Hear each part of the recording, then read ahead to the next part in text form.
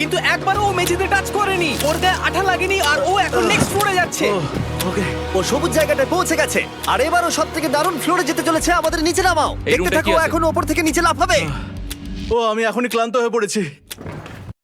ও ডার্সির কষ্ট হচ্ছে, কিন্তু ও এখন দড়ির সাহায্যে এসে নামলো ফ্লোর 3 তে, যেটা হলো বোল্টার রুম। এই ফ্লোরটা বেশ সহজ। ওকে। ঠিক আছে ডার্সি, ওই বড় বোল্ডারটা দেখতে পাচ্ছো? হ্যাঁ। যাই হোক, এই দুটো রোপ এই বড় বোল্ডারটাকে নিচে আসা থেকে আটকে রেখেছে, আর ওখানে একটা বড় ছুরিও রাখা আছে। তোমাকে দড়িটা কেটে এই রুম থেকে বেরোতে হবে। সময় আছে। কমে আসছে, তুমি ছুরিটা নিয়ে কি করতে চাইছো? এই দড়িগুলো কাটবো। দড়িটাকে কাটো, তোমার কাছে বেশি সময় নেই।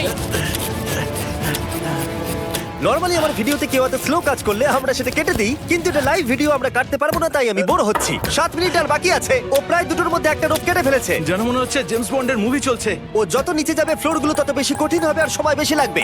অ্যাকচুয়ালি আমরা যা ভেবেছিলাম তার থেকে অনেক বেশি ও স্লো যাচ্ছে। এই দড়িটা কাটতে ওর সময় লাগবে, কারণ দড়িটা খুব মোটা।